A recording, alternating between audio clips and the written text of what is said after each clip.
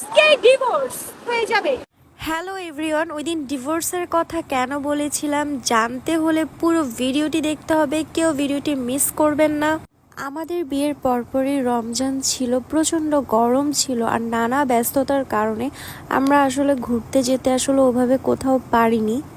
কক্সবাজারে আসার পরের দিনই আমি সুন্দর মতো রেডি হয়ে নিই।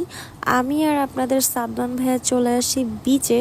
আমাদের অনেক দিনের ইচ্ছা থাকে যে আমি শাড়ি পরবো আর আপনাদের সাদমান ভাইয়া পাঞ্জাবি পরে আমরা একসাথে দুইজনা অনেক ধরনের পিকচার তুলবো, ভিডিওস বানাবো। তো আলহামদুলিল্লাহ আমরা আমাদের ইচ্ছাটা পূরণ করতে পেরেছি। আসলে একটা সম্পর্ক সুন্দর রাখতে হলে দরকার দুইজনের মধ্যে বন্ডিং, আর তার থেকেও যেটা বেশি দরকার সেটা হচ্ছে আন্ডারস্ট্যান্ডিং। আর আমাদের মধ্যে আসলে দুইটাই অনেক বেশি ছিল সম্পর্কের শুরুর থেকেই। আর এমনিতে আসলে ঝামেলা ঝগড়া বিবাদ প্রত্যেকটা সম্পর্কে এটা হয়েই থাকে, এটা আসলে কোনো নতুন কিছু না।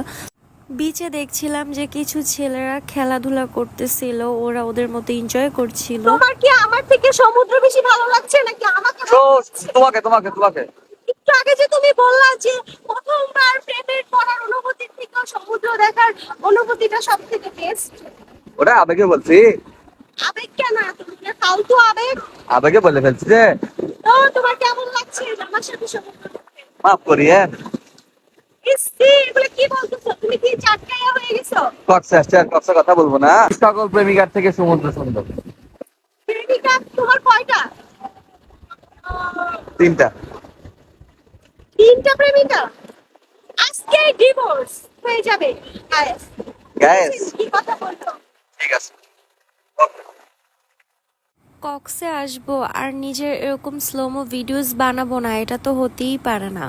আমি আসলে আমার প্রত্যেকটা ভিডিওতেই কোনো গান ইউজ করতে পারিনি, বিকজ কপিরাইটের কারণে আমি গান ইউজ করি নাই।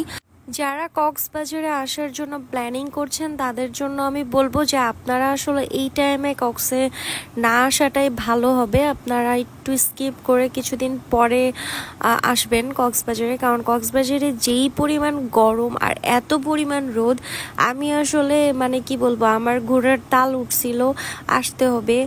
ভাবছি যে হাজব্যান্ড নিয়ে ফার্স্ট হানিমুন মিস করা যাবে না। আর যেহেতু এটা আমার কক্সে ফার্স্ট ট্যুর ছিল, তো এই জন্য আমার কাছে আসলে ভালো লেগেছিল, যতই গরম হোক যেটাই হোক ভালো লেগেছিল। আর আপনাদের সাদমান ভাইয়া থাকলে তো আমি কখনোই কোনো জায়গায় আমার খারাপ লাগার মতো কোনো কারণ থাকতেই পারে না। আর আপনারা তো জানতেই পেরেছেন যে আমি আপনাদের সাদমান ভাইকে কেন ডিভোর্সের কথা বলেছিলাম। আসলে ওর তিনটা প্রেমিকা কিছুই না, এটা আসলে ওর ভুয়া কথা। তো এগুলা ছিল আমাদের কক্সবাজারের ট্যুরের পিকচার। আর নেক্সট ভিডিওগুলো দেখতে কেউ ভুলবেন না, এটা ছিল পার্ট 2 ভিডিওস। নেক্সট প্রত্যেকটা ভিডিও আপনারা আশা করি অনেক বেশি এনজয় করবেন। সবাই ভালো থাকবেন, আল্লাহ হাফেজ।